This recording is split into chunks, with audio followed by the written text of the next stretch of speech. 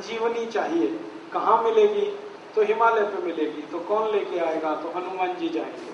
अब हनुमान जी को पहचान नहीं संजीवनी क्या है, तो पर्वत उखाड़ के ले गए।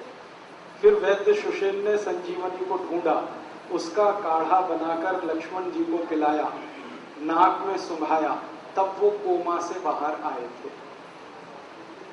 इससे पता चलता है कि कोमा से बाहर आने के लिए उस समय चिकित्सा हुआ करती थी। आप जानते हैं एलोपैथी चिकित्सा में कोमा से बाहर आने के लिए कोई दवा नहीं है,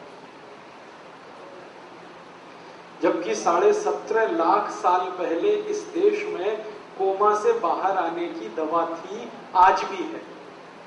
आज भी आयुर्वेद में 40 से ज्यादा दवाएं हैं जो व्यक्ति को कोमा से बाहर लाती हैं।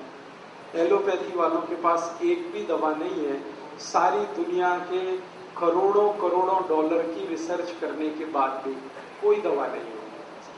अगर एलोपैथी के डॉक्टर से कोई ट्रीटमेंट करा रहा है और वो कोमा में चला जाए पेशेंट, तो डॉक्टर एक ही बात कहता है, wait and watch, wait and watch, इंतजार करो और देखो, बस, दवा कोई नहीं है।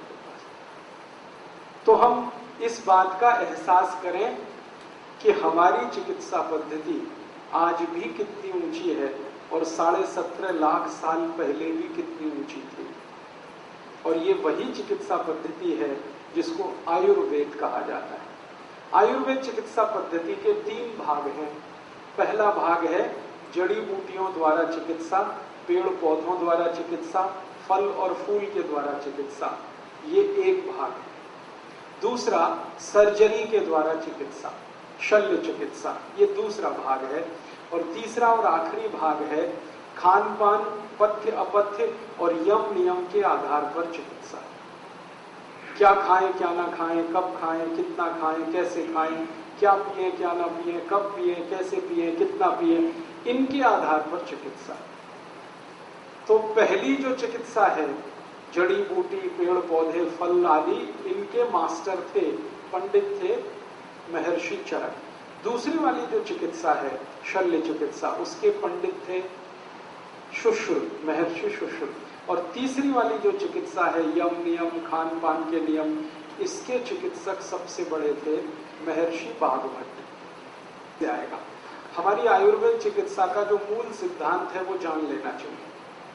सिद्धांत ये है कि कोई व्यक्ति बीमार कब पड़ता है और कोई व्यक्ति स्वस्थ कब रहता है। बीमार कोई भी व्यक्ति तब पड़ता है जब उसका वात, पित्त और कफ तीनों असमान होते हैं, असंतुलित होते हैं। और कोई भी व्यक्ति स्वस्थ तब रहता है जब वात, पित्त, कफ तीनों उसके संतुलित होते हैं। तो वात, पित्त, कफ तीनों का संतुलन अगर है तो जीवन में आपको कभी रोग आएगा नहीं। और अगर वात, पित्त, कफ में असंतुलन है, टूट फूट है, तो हमेशा रोग आने वाले हैं और आप परेशान हो जाने वाले हैं। वात के असंतुलन से हमारे शरीर में 80 रोग आते हैं। 80, 8 और 0, 80। पित्त के असंतुलन से हमारे शरीर में 40 रोग आते हैं। 4 और 0, 40।